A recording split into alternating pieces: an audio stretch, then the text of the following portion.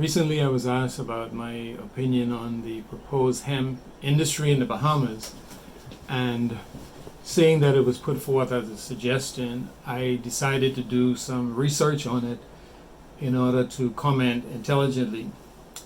And what I found in my research is several things.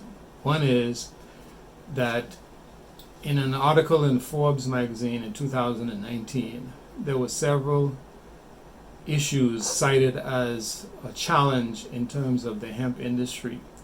And as Bahamians, we have to ask ourselves, first of all, is this a viable industry? Does it likely help the economy?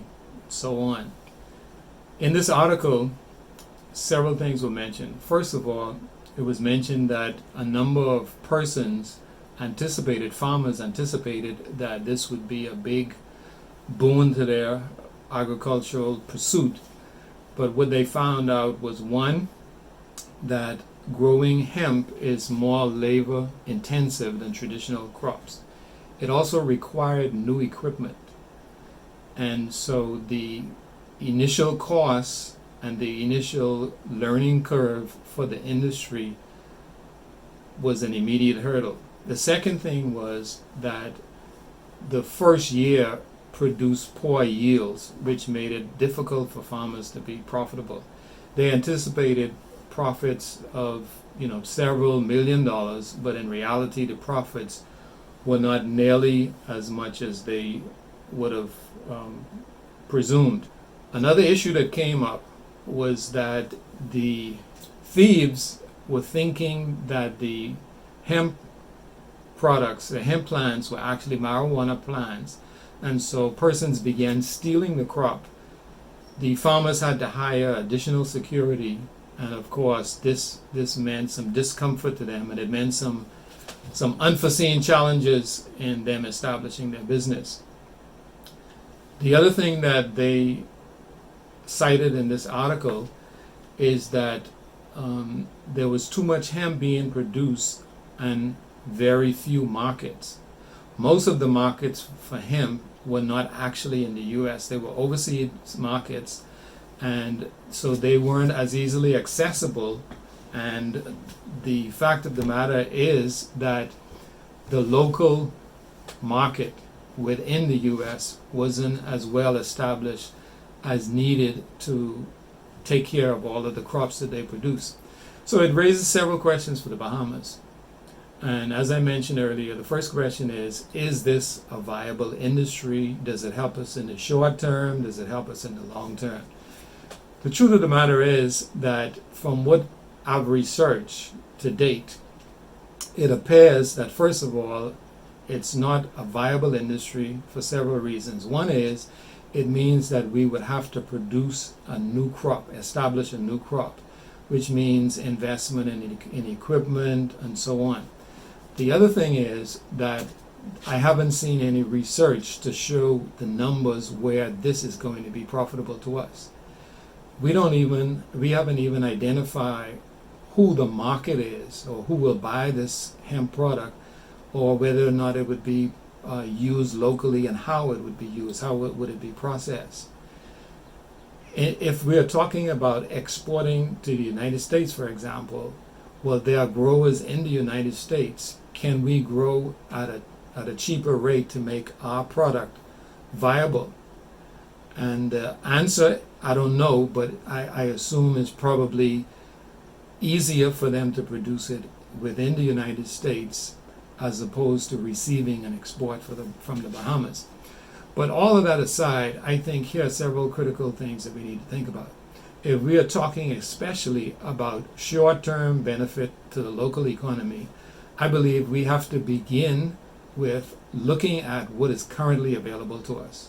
So for example, I mentioned this previously, the local agriculture industry is underutilized.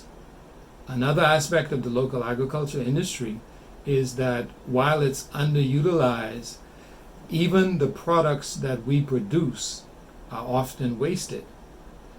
So I believe what may be viable for the Bahamas in the short term is to encourage investment in packaging. So the perishable fruits and vegetables which currently go to waste can be packaged and sourced out to local food stores and wholesalers, and we can actually gain income from what we are already producing. In the United States and in Europe and other places where I travel, one of the things that I noticed that there are a lot of what you would call dried products. So you have dried mangoes, dried cherries, dried blueberries, and so on. I'm sure there are a lot of items from the Bahamas that can be dried and packaged and can be a source of income, a source of employment, and a source of injection into the local economy.